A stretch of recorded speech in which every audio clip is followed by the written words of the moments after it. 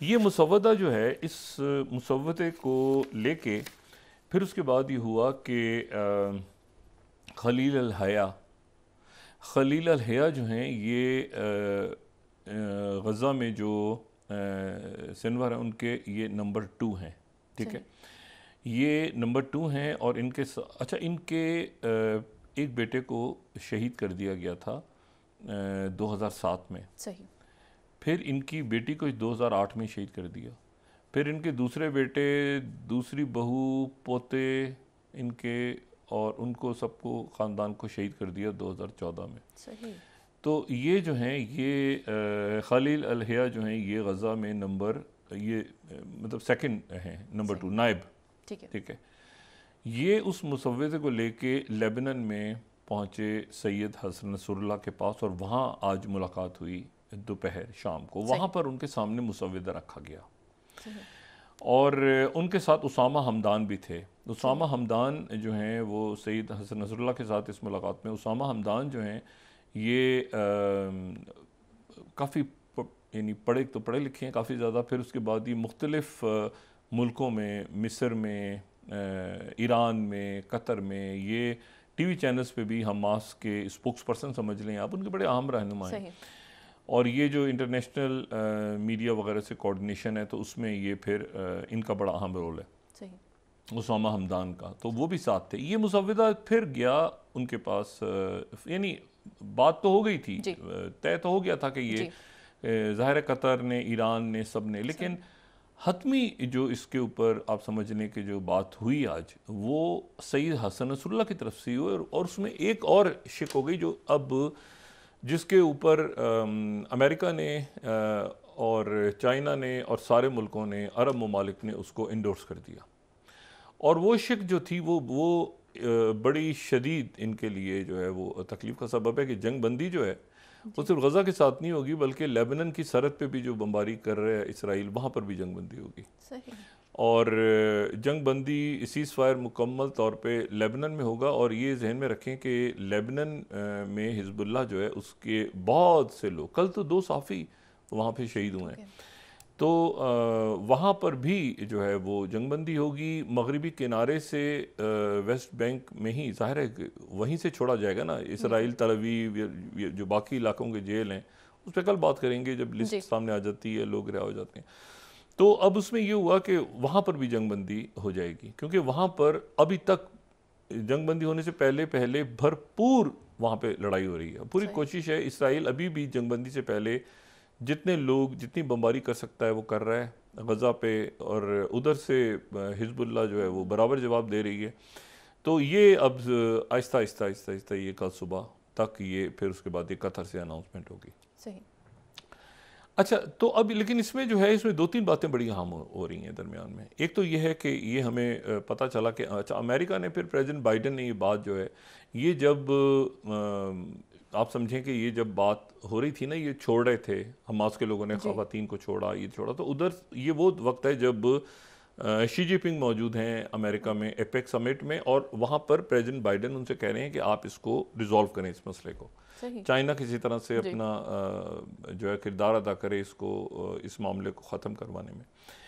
और चाइना जो है वो ज़ाहिर है कि चाइना की पोजीशन है, अमेरिका की भी वही पोजीशन रही है असल में, ये 2 स्टेट सॉल्यूशन वाली वही पोजीशन जो पाकिस्तान की भी रही है। लेकिन बहरहाल इसराइल अब मुझे नहीं पता, अब ये वो कहते हैं ना, मैं पहले भी कह चुका, throw someone under the bus. अब वो नेतन्याहू का क्या होगा मुझे नहीं पता, वही होगा जो ज़ेलेंस्की के साथ हुआ है, या वही होगा मुस्तकबिल में जो ताइवान के साथ होना है। मतलब अब इसमें क्या बात कर सकते हैं। बहरहाल अमेरिका ज़ाहिर है कि वो बड़े स्ट्रेटेजिक मामलात को देख रहा है, तो वो इस वक्त जो है उनके ये छोटे मोटे मामला, ये जो दलाई लामा के साथ होना है, मतलब ख़त्म हो गए ना, प्रोजेक्ट्स हैं वो ख़त्म हो गए, उनको साइड पे करें, आगे चलें।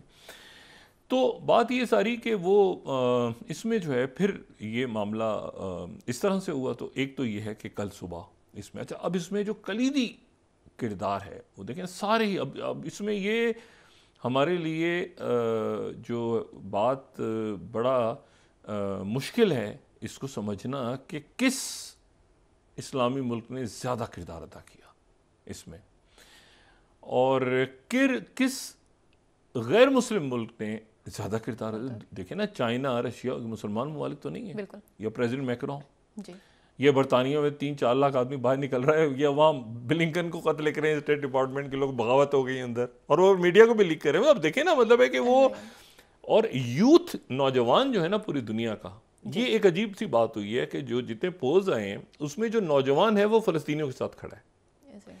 वो नौजवान जो कि इवन जो अमेरिका में, इन सारे मुल्कों में जो नौजवान है ना जी, वो फ़लस्तीनियों के साथ खड़े हैं। ये जलसों जलूसों में वही निकल रहे हैं, सारे सड़कों को भर रहे हैं, और वो जो है वो तो उन्होंने प्रेशर, ठीक है। तो अब उसमें हुआ ये इसमें कि अब इसमें 2-3 चीज़ें 24 घंटे में हुई और बड़ी अहम हुई। अब जैसे मैंने आपसे कहा ना कि ये बड़ा दुश्वार है कहना कि कतर की पोजीशन तो बहुत ही इसमें, क्योंकि कतर ने हमास से बात की कि ये मान गए हैं अमेरिकन, और मोसाद का चीफ मान गया, नेतन्याहू ने फिर ज़मीनी कार्रवाई, ये ज़मीनी कार्रवाई शुरू नहीं होनी थी, वो कर दी उन्होंने, लोग शहीद कर दिए। कतर एक मरहले पे मेरा ख्याल से अपने आप को पुल आउट कर गया।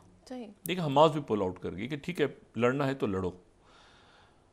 तो लेकिन यह है कि फिर उसके बाद सेक्रेटरी ब्लिंकन ने फिर फ़ोन किया अमीर कतर से, दोबारा बात की कि इसको आप इन्वॉल्व हों, हम फिर भेज रहे हैं, दोबारा ब्लिंकन आ रहे हैं। सेक्रेटरी ब्लिंकन शायद आज पहुंच जाएं किसी वक्त दोबारा, ये शायद ना पहुंचें, लेकिन ये कि बस वो इस माहदे को आप अनाउंस करें और ये जंगबंदी करवाएं किसी तरह।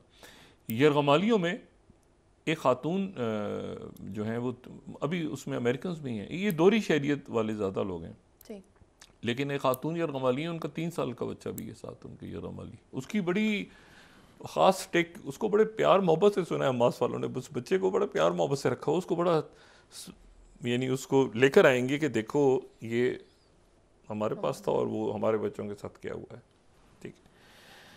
तो वो बच्चा भी कल शायद जो है वो 3 साल का बच्चा, उसको भी रिहा किया जाएगा सुबह। अच्छा, अब इसमें जो है 24 घंटों में क्या हुआ, ये बात बड़ी अहम है। एक तो ये कि सईद हसन नसरुल्लाह, ईरान, ये सारे ममालिक, इन सब ने कल ब्रिक्स का जो इजलास हुआ, वो ब्रिक्स के इजलास में जो है वो मुत्तहिदा अरब अमारात की तरफ से, देखिए ना मैंने आपसे कहा कि हर मुल्क ने, मुत्तहिदा अरब अमारात जो है UAE, इसमें UAE ने ये रोल प्ले किया है कि UAE जो है वो एक तो ब्रिक्स का मेंबर है, तो कल उनके जो सदर हैं मोहम्मद बिन ज़ायद, उन्होंने तो बड़ी सख्त कल बात की, ठीक है। और उनकी जो गुफ्तगू है, मैं खलीज टाइम्स आज का देख रहा था 36 स्लाइड के, UAE president reiterates call for independent Palestinian state during BRICS summit, और उन्होंने बात भी की। और उससे ज़्यादा जो UAE काम कर रहा है वो ये कर रहा है कि वहाँ से जो बहुत बड़ी तादाद में बच्चे हैं, जो इंजर्ड बच्चे हैं, औरतें हैं, लोग हैं, उनको हॉस्पिटल्स में, यानी हॉस्पिटल्स में जो लाने का काम है ना ज़ख्मियों का, उसका आप समझ लें कि उसको सबसे ज़्यादा इस वक्त UAE कर रहा है, ठीक है। अच्छा, और कतर जो है वो डिप्लोमेटिक साइड पे एक्टिव है, और सऊदी अरेबिया का रोल इसमें एक, अच्छा ईरान तो है ही ना, ईरान तो शुरू से इसमें, यानी आप समझें कि ईरान ने ही इस मसले को बहुत उसमें एक्टिव रोल भी प्ले किया, और अपने, लेकिन बाद में सारे मुल्कों ने वो अपना जो है ना वो इसमें हिस्सा डाल के इसको वो आगे निकल गए, ठीक है। जैसे सऊदी अरेबिया जो है, सऊदी अरेबिया ने आज उनकी काबीना का इजलास हुआ है। अब ये बड़ी इंपॉर्टेंट बात है, आज उनकी काबीना का इजलास हुआ। मैं अरब न्यूज़ को मैं कोट कर रहा हूँ क्योंकि ये बातें ऐसी हैं जो सेंसिटिव हैं। तो अरब न्यूज़ को अगर हम देखें तो अरब न्यूज़ के मुताबिक वहाँ की काबीना का इजलास हुआ है, उसकी जो है वो सरबराही जो है वो बादशाह ने की है, वली अहद और वज़ीर आज़म ने, बादशाह ने की है। और उन्होंने कहा है कि इंटरनेशनल अकाउंटेबिलिटी, बैनुल-अक़वामी सतह के ऊपर जो है वो इसका हिसाब किताब किया जाए, गज़ा में जो कुछ हुआ है। ये कह रहे हैं शाह सुलेमान बिन अब्दुल अजीज, और उससे पहले हमने देखा मोहम्मद बिन सुलेमान। इसी तरह से हमने देखा ईरान के सदर मोहम्मद रईसी, इब्राहिम रईसी को, और आयतुल्लाह खामेनी को, जिन्होंने हर किस्म की, यानी सफारती तौर पे वो सऊदी अरेबिया आए, पहला दौरा ही उनका इस मरहले पे हुआ, फिर उनकी हर किस्म की सपोर्ट, फिर जो मतलब वहाँ से अमेरिका कह रहा है हम स्ट्राइक करेंगे, हमला करेंगे, ये करेंगे, वो ईरान ने सारा प्रेशर लिया। ईरान प्रॉक्सीज, ये फलान ये वो, क्योंकि हिजबुल्लाह के साथ जाहिर है कि ईरान ज़्यादा क्लोज है। और तो ये जो है यहाँ पर अच्छा ये जहन में रखें, ये ईरान है जी, फ़लस्तीनी अरब हैं जी, ये जहन में रखें। लोग इसमें, मुझे नहीं पता कि लोग इसमें किस तरह की बातें करते हैं। बाज़ दफ़ा मैं सुन के हैरान होता हूँ कि अरब जो हैं ये हैं और ईरान। ये जहन में रखें कि फ़लस्तीनी अरब हैं, हिजबुल्लाह अरब है, सही। हमास जो है वो सुन्नी हैं और वो अख़वानुल मुस्लिमून से मुतासिर हैं। हिजबुल्लाह जो हैं वो उसमें अक्सरियत अहले तशी की है और वो जो हैं ये सब एक हैं इस वक्त। तो इसलिए बराए करम इस वक्त मतलब वो जो पूरी कोशिश होती रही है ना हमारे यहाँ, इतने यूँ फ़लस्तीन पे सब इकट्ठे हो गए। अच्छा, अब इसमें क्या हुआ कि एक तो सैयद हसन नसरुल्लाह से आज ये उन्होंने प्रूफ किया कि ठीक है ये लेबनान की सरहद पे भी ये रहेगी। अच्छा, साथ ही लेकिन जो ब्रिक्स में लोग, ये जो वफ्द गया हुआ था सऊदी, ये मॉस्को से, सॉरी पहले चाइना गया जी, चाइना गया, चाइना से आया रशिया, रशिया से अब ये बरतानिया पहुंच गए।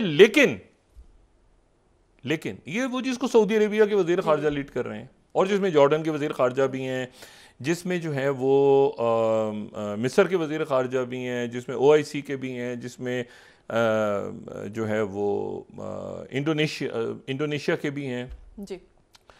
लेकिन इसमें जो इंपॉर्टेंट बात है वो इसमें यह है कि अब जो बरतानिया पहुंचा है डेलीगेट, ये सारे वज़राए खारजा बरतानिया पहुंच गए हैं। ये P5 मुल्कों का दौरा कर रहे हैं, परमानेंट 5 सिक्योरिटी काउंसिल। तो चाइना, रशिया, अब मुझे नहीं पता अमेरिका जाते हैं नहीं जाते, लेकिन ये अब पहुंच गए हैं बरतानिया और फ्रांस, मैक्रोन, ठीक है उनसे। लेकिन आगे जो बरतानिया और फ्रांस है तो तुर्की के वजीर खारजा भी उसमें शामिल हो गए हैं वफ्द में। अब वफ्द में तुर्की के वजीर खारजा भी शामिल हो गए।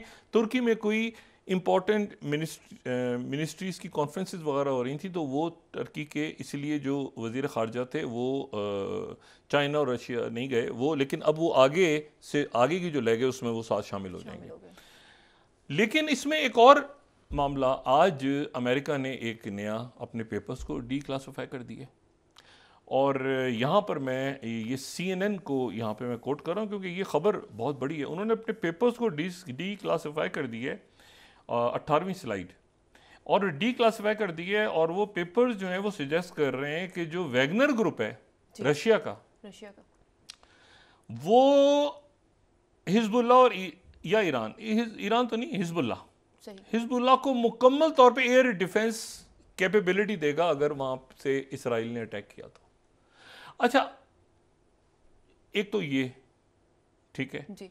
दूसरा ये है कि उन्होंने ये अब कैसे देगा, मतलब कहाँ है वैगनर ग्रुप है सीरिया में बशार अल असद के पास। तो बशार अल असद जो है वहाँ पर सीरिया में कल फिर अटैक हुआ। अच्छा, इराक में भी अटैक हुआ, इराक ने कल फिर दोबारा वो ऐन अल असद के ऊपर अटैक कर दिया। अब ये ब्रेक पे जाने से पहले अगर हम सिर्फ मिनिस्ट्री ऑफ डिफेंस का एक देखें, जो उनकी तरफ से एक अनाउंसमेंट आई है अमेरिकन DOD की तरफ से, अगर हम दिखा सकें तो अमेरिकन DOD की जो प्रेस रिलीज़ है तो उसमें यही है कि जी वहाँ पर रात को उन्होंने AC-130 ने जो स्ट्राइक्स किया ईरानी बैक मिलिटेंट्स को फॉलोइंग मिलिटेंट मिसाइल अटैक फिर ऐन अल असद एयरबेस पे हुआ। ये अल हरीर पे होता है ऊपर, ये ऐन अल असद पे होता है, तो यहाँ पर अटैक हुआ। उन्होंने जवाब में अमेरिकन ने स्ट्राइक की, लेकिन इराक पे स्ट्राइक की तो पहली दफ़ा इराक ने बतौर एक मुल्क, क्योंकि इराक एक ज़ाहिर है कि इराक की एक अपनी डायनामिक्स है, उन्होंने पहली मरतबा इस मामले को उठाया है अरब लीग और मुसलमान मुल्कों के सामने कि ये हमारे ऊपर अमेरिका अटैक कर रहा है। सही, ठीक है। और ये जो मलेशिया वगैरह अटैक कर रहे हैं ये हमारी हुकूमत का, लेकिन हमारे मुल्क पे अटैक कर रहा है अमेरिका, तो वो हो सकता है इराक अमेरिकन से कहे कि आप यहाँ से चले जाएं, बेसिस खाली कर दें, हमें आपकी ज़रूरत नहीं है। ठीक हो गया। ये एक बड़ी अजीब सी सूरत हाल बन जाएगी कि अगर इराक ने कह दिया अमेरिका से कि आप हमारी, एक उनका अमेरिकन तो पहले भी जा रहे थे, लेकिन अगर इराक ने ऑफिशियली कह दिया, क्योंकि आज इराक ने प्रोटेस्ट किया इसके ऊपर, इससे पहले ये होता था कि अमेरिकन स्ट्राइक करते थे तो इराक खामोश रहता था, आज इराक ने ऑफिशियली प्रोटेस्ट किया है, तो वो हो सकता है कि अमेरिका, तो अमेरिका ने भी यहाँ पर बहुत डेलिकेट चलना है कि उनकी, क्योंकि दाइश वगैरह और ये प्रेजेंस, बाकी ग्रुप्स भी हैं और फिर खाना जंगी और फिर सारे, लेकिन मसला ये है कि वो कह रहे हैं कि हमें कोई ज़रूरत नहीं है, हम खुद संभाल लेंगे। ये अमेरिकन बेसिस जो हैं जब तक मौजूद रहेंगी तो हमारी सिक्योरिटी के लिए प्रॉब्लम्स क्रिएट करेंगी, तो आप यहाँ से चले जाएं, मलेशियाज आपके ऊपर अटैक करते रहेंगी, जवाब में आप हमारे मुल्क के ऊपर अटैक कर रहे हैं, तो ये तो फिर मामला ठीक नहीं है।